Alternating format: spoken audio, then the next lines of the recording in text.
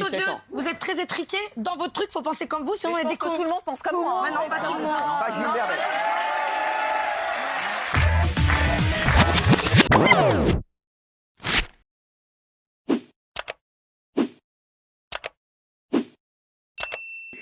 Chanteuse Angèle qui a fait son coming out. La chanteuse belge vient de faire de nouvelles révélations dans le magazine Vogue. L'artiste de 27 ans, en couverture du mensuel, s'est livré comme rarement sur sa vie sentimentale et a fait cette déclaration choc. Je suis en phase avec l'idée du polyamour.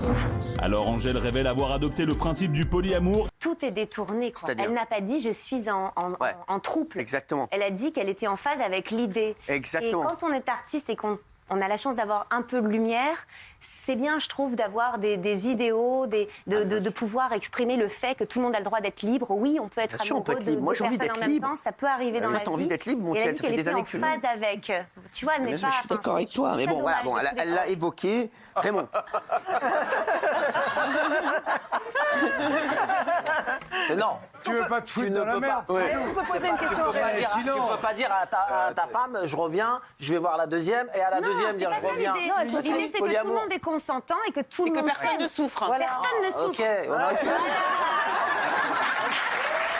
Fidélité organisée, en fait. Voilà, c'est ça. Oui, mais Daniel. je pense que ça fait subsister la libido quand même. Ça peut Parce aider. que deux finit à un moment ou à un autre par se faire chier, c'est tout le temps les mêmes caresses. Mais les il vaut mêmes mieux trucs. se quitter Bah, alors. se quitter, elle a raison. Lola, elle regarde l'émission, là, ta femme C'est ça qui m'emmerde le plus. Ton fils Cyril sur la question. Oui, Ah non, mais alors franchement, je vais vous dire. Cyril Moi, pose des questions. alors moi, je suis pas du tout pour. Non, t'es non, très fidèle, toi. ouais. Non, mais sorry, moi. Après, Jean-Marie, ce qu'il a dit, ça m'a.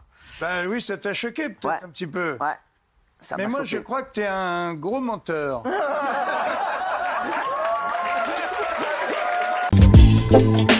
Gênant. Un reportage et des scènes chocs qui ont rapidement fait le buzz sur Internet, mais qui ont aussi provoqué la colère des spectateurs et de certains chroniqueurs. Il faut arrêter le massacre pour les enfants, c'est irresponsable. Donc le reportage qui a été tourné, effectivement, il y a beaucoup de scènes très illustratives, notamment les petits accessoires dans le coffre du convertible qui ne sont pas un tiroir à simplement tirer, on est bien d'accord, c'est un convertible. Là, les accessoires ont été placés à cet endroit-là expressivement pour donner une illustration à la situation. J'ai l'impression que vous êtes choqués, que les gens soient choqués. Mais vous Non, dites quoi, qu'on vous pas remette ça. la Légion d'honneur? Vous Non. croyez que c'est bien ce que vous faites? Ah non, pas ça. Vous attendiez à quoi? Qu'est-ce qu'il dit, lui? Comment tu te sens, toi, Léo? Bah, laissez-le parler. Regarde là. Bah, moi, je me sens bien. Après, c'est sûr que ça amène à se poser des questions, que mes parents aient fait un choix pareil. Ils m'en ont parlé avant. Et comme ils m'ont dit, si j'aurais mis un frein à ça, bah, ils l'auraient pas fait. Et moi, j'ai des frères et sœurs, et ça, je peux le dire, ils savent même pas c'est quoi le sexe. Donc, c'est sûr, ils vont pas aller chercher, eux, sur Internet, des vidéos de mes parents à poil. D'ailleurs, même moi, ça me fait pas triper de voir mes parents niquer sur Internet, donc je vais pas le chercher, quoi. Moi, ça me fait pas rire, hein, Cyril. Non, mais- Non mais vous êtes odieuse, J'ai le droit de vous êtes trouver- odieuse, Oui, mais madame Maillot, elle vous a êtes 17 odieuse, ans. vous êtes très étriquée, dans votre truc, faut penser comme vous, sinon on est Je des pense que cons. tout le monde pense comme moi. Mais non, pas tout le monde. Pas Gilbert Bell. Bah, eux, ils sont heureux de faire ce qu'ils font, donc moi, je suis content pour eux. Après, forcément, je me suis dit, putain, peut-être qu'on va me faire chier à l'école, peut-être qu'on va se foutre de ma gueule et tout. Non, moi, j'ai pas constaté ça, non. Parenthèse pour les leaks, les fuites. En fait, les délinquants, c'est pas nous. Nous, on est sur des plateformes cadrées, sécurisées, encadrées par la loi. On est soumis à un régime de l'URSSAF et on paye des impôts.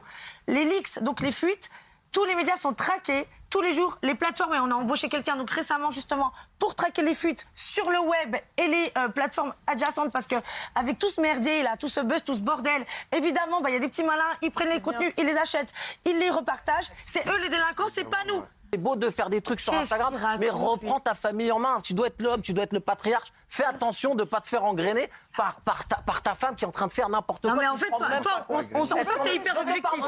Je te parle T'es pas. très objectif. Nos enfants, ça n'a rien à voir. Nos enfants, pourquoi nos enfants? Nos enfants, on se lève le matin, on s'occupe d'eux. Voilà, stop. Pourquoi mélanger tous les enfants avec les contenus? Non, là, vous mélangez tout, c'est ça le truc. C'est pas une question d'argent. Moi, mes parents, s'ils sont épanouis dans leur travail, s'ils sont heureux dans ce qu'ils font, bah tant mieux. Moi, ma vie, elle a pas changé. Et eux, ils sont heureux dans ce qu'ils font, donc je vois pas où est le problème, quoi. Bah, alors, voilà. Le problème il est dans le cerveau de certaines personnes, quoi. Un homme de 40 ans a été arrêté par la police de Strasbourg pour avoir jeté son chien par la fenêtre de son appartement. L'homme passé hier devant le tribunal correctionnel de Strasbourg pour être jugé. Il a été condamné à une peine de 12 mois de prison, dont 8 mois ferme. Bon, concrètement, on a un homme qui était alcoolisé et qui aurait jeté son chien, donc un petit bulldog, par la fenêtre du 5e étage. 5e étage. Donc c'était lundi. Le chien a atterri 15 mètres plus bas. Il n'est pas malheureusement mort sur le coup, donc il a agonisé pendant un certain temps quand même.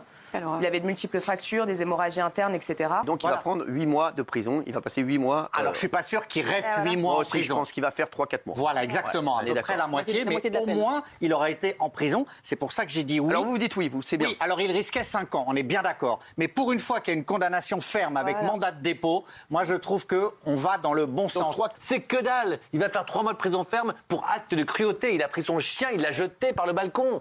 Évidemment que c'est pas assez. C'est peut-être le début de quelque chose parce qu'il va faire de la prison. Mais on va pas se réjouir qu'en France, pour une fois, enfin, il y a un petit début de quelque chose dans les lois. Tu peux pas te réjouir de ça. Quelque part, je suis même d'accord avec Gilles parce que généralement, quand il y a des sévices sur animaux, on voit très souvent qu'en fait, il n'y a même pas de peine au final. Donc, c'est déjà bien, mais bien sûr que ce n'est pas assez. Mais il faut que les lois changent. Vraiment, 3 mois, c'est que dalle. Pour moi, tuer un chien, c'est extrêmement grave. C'est aussi quasiment aussi grave qu'un homicide. C'est très très grave de faire ça. Et à quel moment on se dit, pardon, mais ah ok, non mais c'est à quel moment on se dit c'est ok parce que j'étais bourré, j'ai bu un peu. Pardon, mais c'est pas une excuse d'être bourré, c'est une circonstance aggravante. Je trouve que, comme l'a dit Gilles, ça va servir de jurisprudence. C'est la première fois malgré tout que quelqu'un est condamné par rapport à un animal. Par exemple, quand on a vu Kurt Zouma, le footballeur qui avait un peu massacré son chat, bon bah à la fin, on s'en tire par quoi? Par un stage de citoyenneté à la mort moelleux qui sert à rien. Et qui est en Angleterre. Oui, d'accord, donc c'est quand même bien malgré tout que nous en France, malgré tout, on marque voilà. Après, malheureusement, oui, nos prisons sont pleines à craquer. Et il aurait fallu quoi? Il aurait fallu 5 ans, ça t'aurait convenu? 5 ans, 10 ans, c'est quoi en fait? Plus que 3 mois en tout cas. Il a 8 mois ferme, c'est 8 mois ferme, c'est quand même pas mal, moi je trouve. Pour Guillaume, c'est aussi grave que tuer un humain. Mais là-dessus, il a raison. Voilà. C'est volontaire, il a raison. Pour Mathieu aussi. Mais bien sûr, cruauté. Non, mais pour vous, c'est pas plus grave que... Non, je dis pas le contraire. Non, mais est-ce que c'est plus grave de tuer... Pour vous, quand Guillaume dit c'est aussi grave que de tuer un humain, est-ce que vous dites que vous êtes d'accord avec... Non, mais pardon.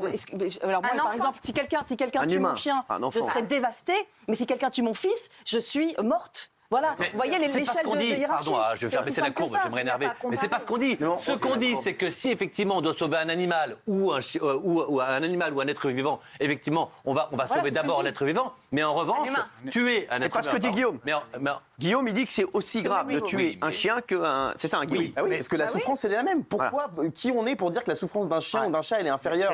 Et ce qui m'énerve, c'est que les gens, en fait, ils sont contents de prendre des chiens ou des chats quand c'est pour faire 2 stories sur Instagram. Après, quand il faut assumer derrière, c'est pas grave, c'est qu'un cabot. Ben non, désolé. Je suis venue pour toi. Ah. Écoute bien. On a parlé, Écoute bien. Je suis venue pour toi. Je t'ai dit 2 mots dans le couloir. Tu te souviens? Oui. D'accord. Bon, maintenant, Non, non. Là, mais moi, je suis algérienne, je suis une sanguine. Le sujet est très sérieux. Oubliez-les. Je peux pas. Amandine, je peux pas. Oubliez-les, là, le sujet est très sérieux. Tu passes à TF1, tu vas connaître Gloire et Beauté. Toi, ici, on connaît Gloire et Beauté. Oh la vache. Non, tu vois, c'était parfait. C'était parfait. Et après, qu'est-ce qui se passe dans ta tête après? Quand tu quittes TF1, qu'est-ce qui se passe à ce moment-là? Je vois quelqu'un, un homme et une femme, peu importe qui ont créé une entreprise, boîte de prod, on va dire boîte de prod, c'est plus rigolo que business. Non, pas du tout. Non, c'est pas les bons termes. Bon, d'accord, tu changeras après. Ensuite, et qui présentent leurs produits, etc., etc.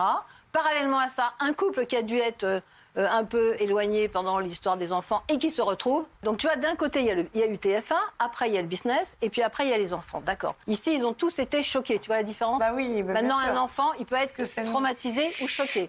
Un choc, c'est immédiat. Il y a quelque chose, tu vois, tu réagis immédiatement à un choc. D'accord. Je sais, j'en ai un trauma, c'est différent. Mais on est tous choqués ici. Mais après, on raisonne, tu comprends? Maintenant, les traumatismes, c'est quelque chose qui se passe, qui n'est pas expliqué, qui est sous silence, qui n'est pas dit, qui n'est pas raconté, et qui va faire une espèce de masse, et qui va se réveiller tôt ou tard, c'est-à-dire tu as 18 ans, 20 ans, on ne sait pas, d'accord? Maintenant, on a quand même du sexe dans l'histoire, donc ça fait une légère différence, d'accord? Et évidemment que ça sera un traumatisme selon les événements. Une mère qui rentre tard, c'est un trauma. Le père qui bat sa femme, c'est un trauma. Il y en a plein des traumas, d'accord? Bien sûr. D'accord. Maintenant, là, il y a une petite différence, c'est qu'on est avec une histoire de sexe, tu ne veux pas dire non. Maintenant, le sexe, c'est quoi? C'est visuel, c'est les images qui vont rester, c'est pas les paroles. Hein. Puis en plus, tu parles pas beaucoup, d'accord. L'image, elle rentre dans la tête de l'enfant, il reste 5 minutes, on comprend rien. Il mémorise, d'accord. Après, il rencontre une femme. Il y a l'image de sa femme. Et après, il y a cette image qui vient se superposer et il ne sait plus avec qui il baise. Est-ce que tu comprends le problème? Oui. Je crois que là, elle a compris. Des choix, souvent, qu'on fait quand on est jeune, quand on a la vie devant soi, qu'on peut faire des erreurs. Et c'est vrai que vous arrivez à un stade, à un âge où vous avez plein d'enfants, vous êtes passé sur TF1, vous avez construit quelque chose. Et c'est vrai que c'est assez rare de faire ces choix à vos âges, en ayant autant construit. Donc la seule question, c'est pourquoi? Mais pourquoi? Parce qu'en fait, c'est quelque chose qui nous épanouit déjà depuis longtemps. Mais c'est l'oseille. Je vais vous répondre, Il y a l'argent, Clara. c'est lui. Non, mais il peut se taire, lui, là. On peut faire plein de choses pour l'argent et pas forcément être exposé comme ça. Donc il y a à la fois peut-être l'argent et peut-être le besoin de notoriété, mais vous l'aviez en passant. Moi, je ne comprends pas pourquoi ce choix. Parce qu'en fait, c'est un choix tout simplement, tout bonnement. Et là, il faut l'entendre. Alors, c'est vrai que les esprits étriqués et très pulvérisés, j'ai envie de dire, ne vont pas l'entendre parce que c'est un choix qui nous épanouit. C'est ça. Vos jeunes iront sur Internet et verront. C'est ça. Des images. Il nous reste une minute. J'avais envie de dire que Clara, tes images à toi, parce que là on a l'impression qu'en fait on ne connaît plus ta carrière. Tes images à toi, comment qu'ils les prennent tes enfants? Parce que quand je fais ces choix-là, j'ai pas conscience en fait déjà que ça va me suivre toute ma vie. J'ai 19 ans. Je sais pas les choix que tu faisais toi à 19 ans, mais c'est pour ça qu'en ayant cette famille, en ayant moi 19 ans, j'étais déjà maman. Mais tes enfants voient les mêmes images. Tu peux la vivre de façon très épanouie avec ton mari. Tu peux faire plein de choses pour t'épanouir, mais pas forcément devant les caméras. C'est le choix, moi, qui m'étonne. Voilà, j'ai une enfance, une adolescence cabossée, on le sait. Et c'est bon, elle a tout dit. Voilà, c'est ça. Aujourd'hui, oui, j'avais 19 ans, j'avais 36 ans. Alors, Amandine et Alexandre. Laissez-moi parler, par contre, je réponds à Clara. Non, mais c'est fini, là. Aujourd'hui, effectivement, on a le choix. Et en fait, on a fait ce choix parce que ça nous épanouit. Eh ben, vous voulez que je vous dise? Moi, je vous dis, faites-le, faites ce que vous voulez, kiffez, voilà, c'est l'essentiel. Alors que les voitures se dirigeaient en direction de l'hôtel de ville, 2 invités ont frappé violemment un automobiliste sous les yeux de sa fille. Une situation inacceptable pour Hervé Chevroux, le maire de la ville qui a décidé tout simplement d'annuler la célébration du mariage. C'est pas la première fois. Très bien, vous êtes le frère et le cousin du marié. Qui est le frère? C'est moi, je suis le frère. D'accord, et vous êtes le cousin. C'est parti d'une embrouille, on va dire, entre un automobiliste, un automobiliste et un autre automobiliste. D'accord. L'individu qui n'était pas content a essayé de shooter un des gens du cortège. C'est ce qui s'est passé. Celui qui est en moto, en fait, on a essayé de lui shooter sa jambe. C'est parti de là, en fait. Et là, donc, les deux personnes se sont donc un peu embrouillées. Il y a eu un coup qui est parti. La personne est remontée dans sa voiture. On lui a demandé de s'en aller. Donc, on lui a dit, va-t'en, c'est bon, repars. À ce moment-là, qu'est-ce qu'il a fait? En fait, avec sa voiture, il a enclenché une première et il a tapé volontairement un véhicule du cortège. Alors moi, malheureusement, j'ai la version de la victime, parce que je pense qu'il faut pas... Le monsieur a raison, on n'a pas tout filmé. Il ne parle pas des mortiers qui ont été lancés sur la voie publique pendant le déroulement du cortège. Et là, du coup, c'est pas la même version que monsieur. Il est sorti du véhicule, il a frappé à la fenêtre du monsieur et il lui a dit « Sors, je vais te casser la gueule ».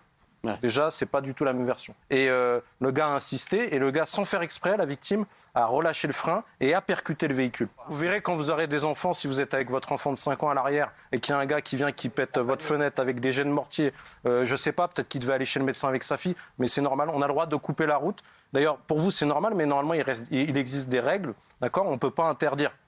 Nous, les policiers, on a le droit, mais on n'a pas le droit d'empêcher les gens d'aller venir. Ça veut dire que vous êtes responsable. Quand même le gars aurait tort, vous êtes responsable, vous êtes un effet de masse. Vous passez au milieu des gens, vous dérangez les gens avec le cortège comme ça a déjà été fait une première fois, parfois en tirant, en faisant du bruit, en klaxonnant.